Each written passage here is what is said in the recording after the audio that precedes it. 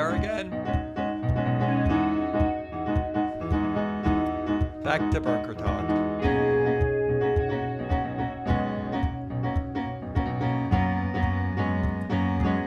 Hey, folks. Welcome back to Broker Talk. Today is a really great show. People always talk about how you build wealth in real estate. And if you think about it, if you're not a tech person, where you've built your wealth is in real estate. Our guest today, Tom Cafarella, is just such a person in the last 10 years. He's done, what, 1,000 deals? Um, Yeah, 1,000 fix and flips. We've got a few hundred rentals and got a it's brokerage as well. So I just kind of wanted to lay it out before we actually get into the nitty gritty here. This is Broker Talk. We're a half an hour real estate show where you walk away with something that you can use today, always with a guest who's happy to help you tomorrow. So Tom is a real estate agent. He owns his own brokerage. He does his own developments. He also teaches people how to pick and choose the best deals. Get on his mailing list. He'll send you lots and lots of information. Um, but we wanted to kind of take a higher view. One of the things that you say, Tom, is that you can go out there, especially real estate agents. We're out in the street every day. What should we be looking for? And how would we recognize what a deal is? Well, I think the interesting part about most agents is that most of the times they recognize deals on their own. And I hear agents say it all the time. And I'm sure, even yourself, you said, wow, that's a great deal, or my client got a great deal, or that'd be a good, long-term buy and hold or flip property opportunity. But what I see most of the time, and not everybody, but a lot of times agents just don't capitalize on those opportunities. It's not about necessarily knowing what a good deal is, it's that they don't take action for whatever reason. And sometimes it's because they feel like they don't know how, or sometimes they feel like they don't have the money.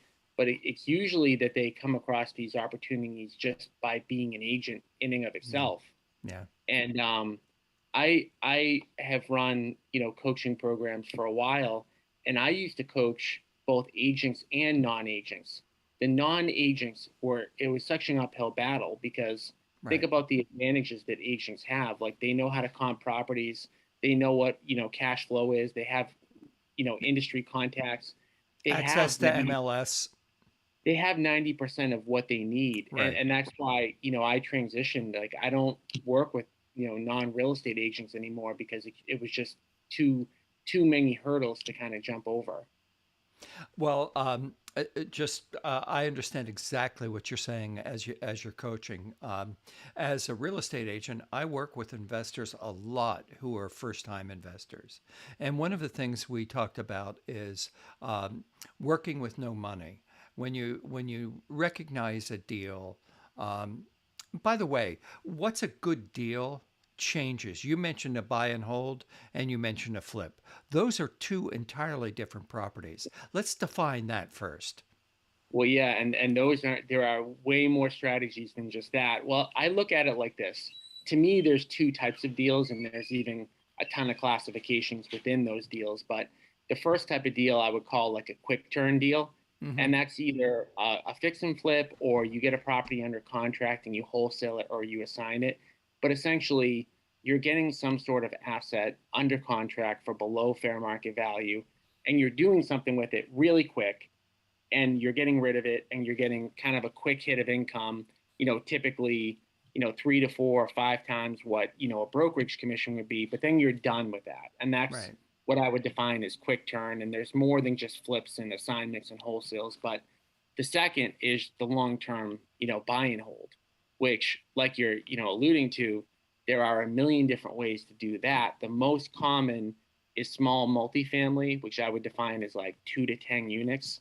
But then, there's apartments, and then we could go into all other sorts of commercial type of properties. Right. But the most common things that I, see people do and are typically the easiest to implement are the quick turn, like a fix and flip or an assignment, or a small multifamily purchase. Right. Are these different type of personalities, or can because most of the investors I work with are buy and hold people. They're people who have cash. They know that they've already diversified, and they have some in stocks and they have some in IRAs and things like that. But buying real estate, especially with the rental market around where we are right now, which is the Boston area of Massachusetts, rents are high, and you can buy something and put some people in there. Is that a different person than somebody who wants to buy and flip?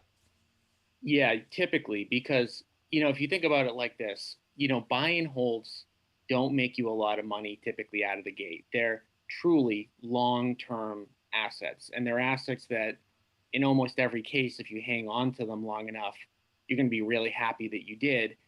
And like you said, a lot of times it's like diversification or you're building up some monthly passive income. The Right. quick turn stuff, that's just all active income. And I think this is, where sometimes people get a little bit confused, and we can call a person an investor for a lot of different things. But realistically, I'll fix and flip about 140 houses this year, but that's my job, Right. really. Like, I mean, it's my business, but it's how I earn active income. And while some people would call that investing, it's not going to apply to everybody, because the people that you might be working with, they already might have a ton of active income and they're just looking to deploy it. So it's like you make your active income obviously to survive, hopefully save, but then the more important thing is how you're going to invest that money and what assets you're going to hold on to for the long haul. Right. So I think you used the number 150 deals this year or something like that. How in the Yeah, world? like, How in the world? What does that pipeline look like? So you've got to have you got to have a closing every other week, plus everything else you're doing. well, we're typically having about 3 closings a week. So Okay. what that looks like is me and my team, we go on about 100 face-to-face seller appointments a week. So not really too much different than a listing appointment, except for our basic premise of being there is kind of let's make an offer on your home. Right. So we're gonna go into their home, and like I said, the numbers are only 3 out of 100 people and end up selling to us for a lot of different reasons. And a lot of sellers are attracted to the benefits of selling direct, Right. but it doesn't always make sense for them, because in a lot of cases, they might be looking for the most amount of money, or Right. they may have a misunderstanding. So our pipeline, we go on those 100 appointments, we sign about 3 contracts, we close on about 3 a week, we sell about 3 a week. So that's typically what that pipeline looks like. And that's just, Okay. again, that's just active income. I've got 2 partners. It's not just me. And, Right. we've got a lot of construction crew, and we have sales guys as well. Right. And you've got to have a lot of administrative help to handle the amount of paperwork that this involves.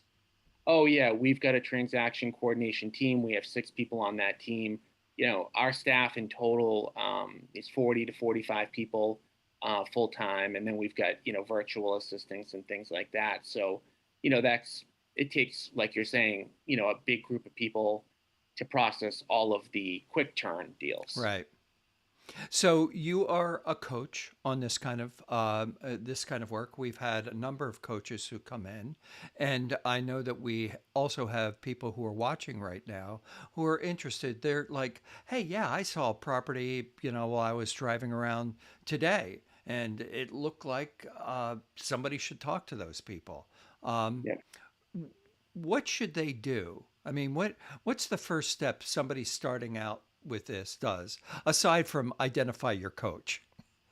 Yeah. And I really think that that's really the first step. It doesn't have to be Yeah, it doesn't have to be a defined coaching relationship, but it has to be, in my opinion, some sort of mentor, because right, I read Rich Dad Poor Dad in 2003. I didn't do my first transaction until 2009.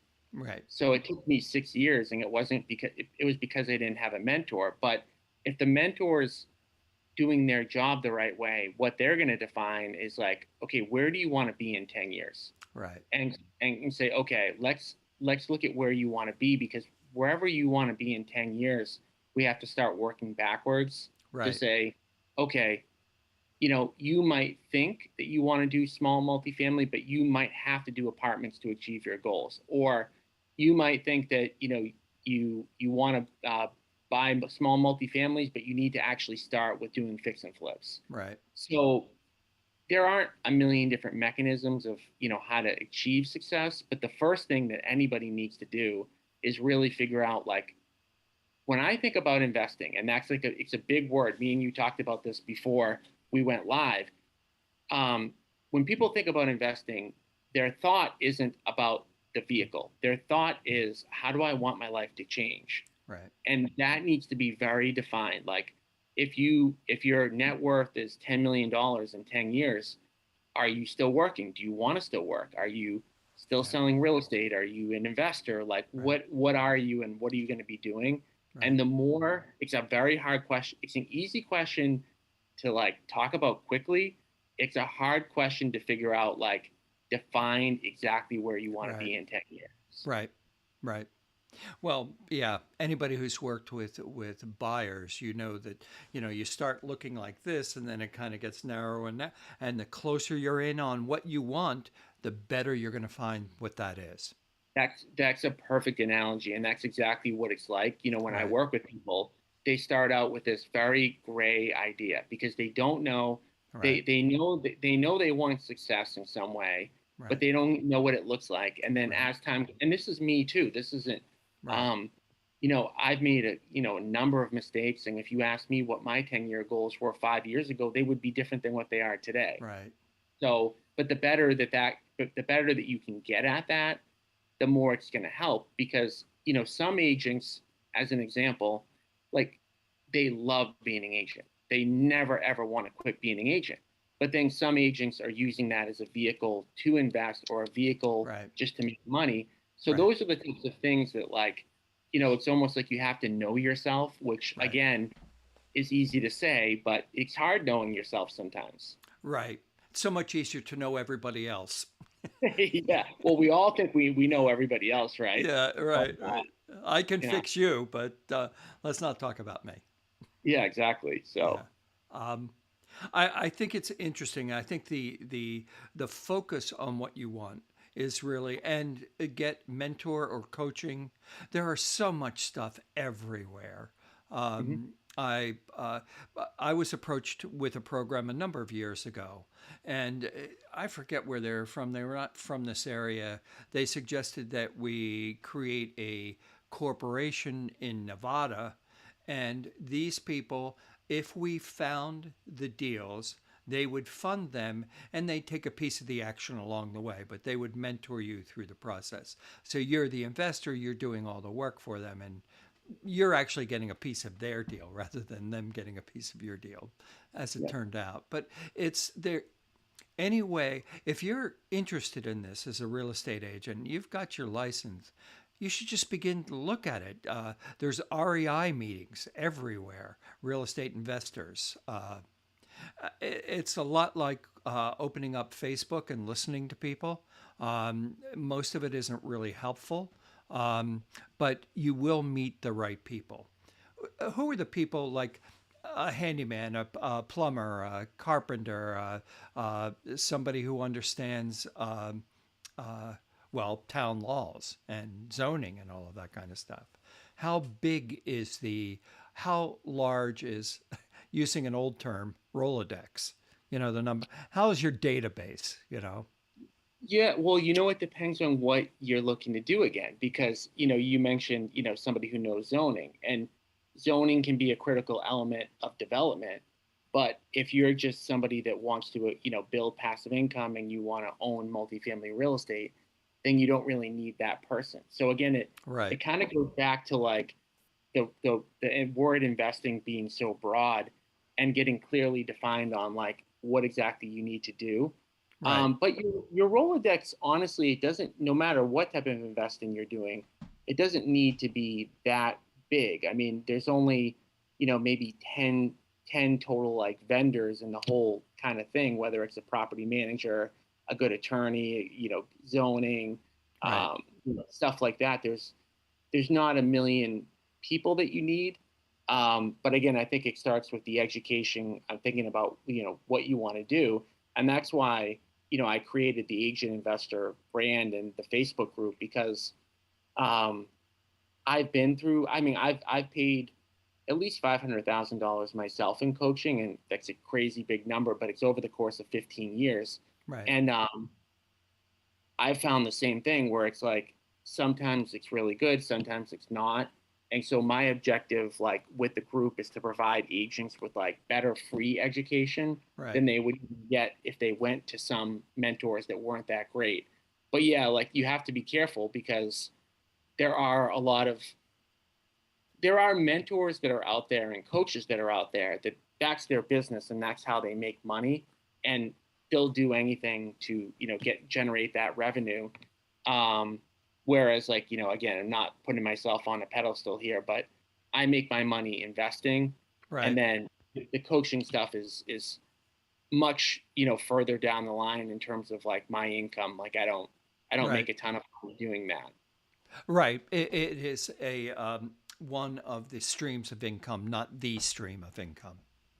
Yeah, and it's more a passion than it is necessarily like if I really were to, dig deep and say, okay, where do you make your most amount of money? For right now, it's the apartment deals that we're doing. Right. We're building or converting, a mill building into, an apartment unit. That's where my net worth is going up the most. You're right. But that's for me, it's fun, but it's a little bit boring compared to like, getting somebody like off the ground and having, those type of Right. conversations when it comes to investing. Right. Right. You know, yes, especially as the bulb begins to light, there's an excitement and a shared excitement in it because you've been there. Every time I've been mentored or coached before, especially when I was finally getting it, took a little bit with me because I'm not that smart. But once I finally get it, um, the coach is just as happy for me. And if your coach isn't happy for you, get a new coach. Oh yeah, no, for sure. You I know, mean, because I'm just more like an educational person. Like I love getting coached and I love coaching. To right, me, forget about the word coach. It's about like gaining information and then right, passing it on. And to me, right, that's the exciting part. It's not right, like, one thing I'm probably not great at is I'm not a great, rah rah person or like motivational person. I'm just more like almost like an academic. Like I love studying this stuff, getting information, disseminating it, giving right, it to other people, and having that, impact their lives. right. Yeah, I don't care how you feel, but as far as this deal is concerned, we should do this. Unfortunately, that kind of defines my Yeah, personality, yeah, and people say it to me, and it's like it's just who I am. Like I right, care more about the outcome and making it work than making sure that somebody. I mean, I like people having a smile on their face, but it's not my top priority. right, right. So, where are you seeing opportunity right now? You So there's personally. Yeah, so opportunity right now, I would say, is a couple things. Again, it goes back to the quick turn and the other type of projects, but the quick turn stuff right now, everybody as of like today is really afraid of like where the market's going. Right. And so a lot of people that I directly compete with are pulling back. Yeah. And Warren Buffett has that saying when, people are greedy, you should be fearful, and when people are fearful, you should be greedy. And what we're seeing right now is that there's a lot of people that are fixing and flipping that are pulling out because they're very worried about where the market's at. But that's allowing us to get, great opportunities. Right. And one other thing that we're seeing along the quick turn thing is that listings are expiring again. Yeah. So in the past 4 or 5 years, a lot of times you'd get somebody with a really beat up house and that an agent would be able to go to them and say, hey, just list it, you're going to be able to still sell it in 30 days. And it's not completely changing, like the market still has not shifted like crazy dramatically, but that's where I think we're going to see more opportunities. We Yeah. just bought our first property on the MLS in a while, and then the other opportunity that we're seeing is in doing really heavy lifting construction, apartment buildings, 20 to 100 units. And why we're seeing an opportunity there. The small multifamily, 2 to 6 units, is very crowded. Right. Um, it's very expensive, and there's a lot of people that want to get into it. Yeah. And because of that, and because of the fact that there's no inventory, you have, on a 3 family in any town, you're not just competing with an investor, you're competing with the first time home buyer because they need to qualify and they're having a tough time qualifying for a single family, but they could buy a 2 family or a 3 family. So where we're seeing the opportunity in those 20 to 100 unit buildings is because they're so capital intensive and they're so construction intensive that there's a very small amount of people that can pull them off.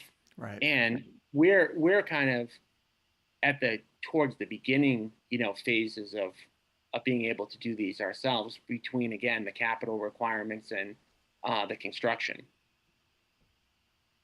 Yeah. Absolutely. You're not the Toll Brothers yet, Nope. And like and everything maybe else, not want to be. You know. yeah. Well, like everything else, I mean, I was talking about this with somebody else this morning, and they are in the same business as us, and they said to us, "Well, you're a lot further ahead than we are." And then, I said to him, I go, "Yeah, in that part, but like then there's other people who are 10 times further ahead. So it's always like you're always building, and if you're a good entrepreneur, well, most entrepreneurs are never happy where they're at. They're Right. always like, I want to be further. But Right. then there's a million people that are behind you going, wow, look at where you're at. Right. So, that's what, makes the business exciting. And Toll Brothers, yeah, I mean, we probably can never get there realistically, even if we wanted to, but we can improve dramatically from where we're at. And Right. that's all we can do is look and say, am I better than I was yesterday? And if the answer to that continues to be yes over a long period of time, then you'll everyone who takes that mentality will be surprised at how far they Right. are Right. at some point in the future. Right. And spend less time comparing yourself to somebody and just doing your work, you Well, know? that's my biggest, that's probably if I have to make a complaint about the brokerage world, my biggest complaint is that everybody's looking at because the stacks are so readily available, right? Yeah. And it's always looking and saying, I sold this many million and that person sold that many million. And it's just all nonsense because, and even like when people, they think somebody stole a client from them or whatever, it's just like you can only control what you can control. And, yes, someone might have a little bit of an easier time out of the gate than you, or they may have a better year than you, but that has nothing to do with you. You have to Right. focus on what you can improve on. Right. Right. And again, if you're constantly doing that, then at some point you're going to be in a really good position. In the end, people work with people they like and trust. And if they don't like them, they have to trust them. Because Yeah. you can be the person who performs and they're okay with that. They're not looking for a friend. They're looking for somebody who's trustworthy. So be that person, you know? Also be likable. It's better to get deals done anyway if you're um, and I often tell people, but my other age, especially with the expired or the canceled, when you talk to those people after the consumer, after their property hasn't sold, they're kind of angry, and Oh yeah. a lot of them will think, well, I really liked my agent, and the agent had not told them their house wasn't as much as they were asking, just was never honest with them, would be a pretty typical one. But Yeah. in the end, of course you like that agent. Even psychopaths are friendly. Even sociopaths are friendly. That doesn't mean they're trustworthy or they know what they're doing and they're doing the right job for you. Well, it's tough right now, with listings because a lot of sellers are in denial that the market, hasn't changed, Right. and it's unfortunate that sometimes winning agent goes out there and they're fully transparent and honest, and then someone else comes in behind them and says, "Oh no, the market hasn't changed. I'll get you that extra 50,000." It's that part is unfortunate, and because of that though there will be expired listings because Right. there usually is always somebody that will say, "Oh, you know what, Bobby? I mean, they just told you." the market changes, they want a fast sale. Like, let me work harder for you. So yeah, it makes it tough. I don't envy, agents that are going out on listing appointments today. Well, yeah, or dating today, but that's another subject. Yeah, yeah. You know, that's another scare. But I think that you have to know what you're doing. You have to know what you're talking about. You have to be focused. And then when you're talking to your clients, not just going out for your own investments, you have to be listening to what they're saying.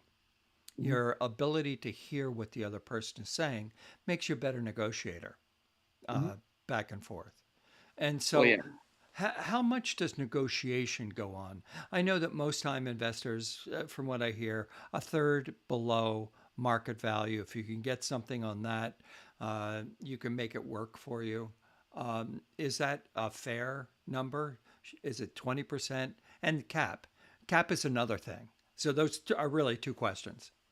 Yeah, so on the quick turn stuff, you always need to get a discount out of the gate in order to make money, because you buy something, and when you see HGTV and Flip and Flop, all these different TV shows, they don't show how the property was acquired. So they give the wrong impression to a lot of individuals that the money's made by making the house really nice. Yeah. And yes, you need to deliver a good product to the market for somebody to want to buy it, but you definitely need that discount up front. So when you're talking about listening and we go on those 100 appointments a week, we're listening to say, like, why did you call us out here? And if it's anything but, I want an easy sale, then we're not the right fit for them. Right. And we a lot of times are explaining to them, because they have no concept of what we do, because it's a niche thing. Right. So when we go out there, a lot of times we're telling them, like, hey, if you want to get the most amount of money for your home, you have to expose it. You have to have a Right. million people see it. You have to make those repairs. And Right. sometimes that comes back around to them saying, oh, well, we don't want to make the repairs. We want to, okay, well, you want an easy sale. Right. And it's two solutions. Solution one is, cash, no contingencies, no inspection, easy, easy, easy, but there's a price to pay, there's a discount. And the discount can be anywhere from, like you said, 15 to 30%. Again, it really depends. And then but there always has to be a discount. And then the other side is, hey, fix it up, clean it, stage it, do everything, and expose it to the maximum amount of people, and that's how you get the most amount of money. Now on the long-term buy and hold, while you want a discount, it's a little bit less important, because even if you get a discount, you're still not making a ton of money. The Right. money is always made in, I tell people, like, if you're not going to hold a rental unit for 10 plus years, not that you shouldn't do it, but you're not going to get the full benefit of, you know, mortgage pay down, appreciation, tax Right. benefits, rising rents. Right. So yeah, like in long-term real estate, there's no get rich quick, but Right. it's very easy to get rich slow. Right. And most people, know somebody that did that, and they may only own 4 or 5 buildings, but they got rich through just making a couple of, things. And we talked earlier today, with all the changes that are going on in the agent world, Zillow, Redfin, all of these, entities that are taking market share from agents. Like, to me, you need a secondary source of income that's Right. not just listings and buyers, and being on the real estate roller coaster all the time, and really being nervous about when your next commission is going to come Right. in. And if you've got a few multifamilies and your cash flows 5, 6, 7 thousand dollars a month, all of a sudden, that client that you really know you should fire, you can actually afford to fire them, Right. instead of being like, hey, I'm just going to get yelled at every day by somebody that I know I shouldn't be working with. Right. Right. We had on the show at one point, just another kind of avenue, letting the audience know there are so many different ways to be good in this business. But he taught how to get probate houses, and Yep. probate is another one. It takes a lot of work, but there's not a lot of competition because who wants to go into the registry of deeds and pound through all of that? And if it's a probate, then somebody died, and so you're dealing with a family that with a loss. So there's some skill to that, but that's another area where you can get discounted properties. And that's why, I think having a mentor is so helpful, because Right. it's like when the biggest problem I see today is that you can go on YouTube and you can get any video on anything. The problem is, should you be focused on probates? Right. And it might be yes, it might be no. And to me, again, that goes back to, if you have a really good mentor, they can really help formulate the plan that fits you. Right. Um, Somebody may be really successful with probates or working expireds or mail campaigns or anything, but that doesn't mean that it fits your personality or your budget Right. or your Right. patience level. And Right. and a good mentor will be able to say, hey, these are the 50 options we could pick from. Right. Let's get to know each other to see which of these makes sense for you. Right, right. And training, early real estate training doesn't really talk about that. Most of the time, the training that you get coming into a franchise, especially national, international franchise, they're going to teach you how to help clients buy and sell real estate. They're really Mhm. not going to dip down into this at all unless it's an interest of yours and you want to do it. And that's something I never understood, because I mean, I've got a brokerage, I have 350 agents, and a lot of them invest. Like, we try to get everybody to invest. And when people invest, they tend to do more transactions. Yeah, And what I never understood, even from the brokerage level, is why investing isn't more of a thing. And I've never, besides us locally, I don't know anybody else who really puts a focus on it. right, And even agents having, like I said, five, six, $7,000 a month in passive income from a investment, that's going to keep them in real estate for longer. You right, know, biggest reason why agents drop out is, oh, I can't make it. I can't make it till my next deal. They still want to be in. Almost no, barely anybody that I know got into real estate and then hated it so much and left because of that. They leave because they don't have the commission checks right, consistent enough. right, And if you've got passive income coming in, or you come across a fix and flip where you can make 50 or $60,000, like my first investment deal I did was an assignment deal. I got a two-family in Somerville under contract. I assigned it to a condo conversion guy for 115,000, which is a really big profit for an assignment. But that, I was an agent at that time. That gave me like a year at that time. I was a kid. That gave me over a year of lead time to not have to, not only not worry, but I could make, if I knew like I should be in a class learning, yeah, I could make that decision because I didn't have to sell a house tomorrow. right. And that's why I just think, for me, it's like I really have a hard time, you know, understanding why every agent doesn't invest. Right. Well, we are telling you right now here at Broker Talk that you probably should. Uh, it's been awesome to have you with us today. Let people know how they can be in touch with you. The best way is to join my private free Facebook group at www.agentsinvestor.com. Every week we get free again at www.agentinvestor.com, and you'll see there's a ton of like free resources in that Facebook group. Say it one more time because our music was playing over you. Oh, that's okay. It's www.agentinvestor.com, and that will take you to the private Facebook group. We have free live training in there every single week. And then it's also a community of agents who invest in real estate and work with clients who invest in real estate. So it's free to join, and open to everybody. You just have to go to that www.agentinvestor.com. Thanks so much, Tom. It's been a real pleasure to have you here. You're welcome. Thank you for having me. Recording stopped.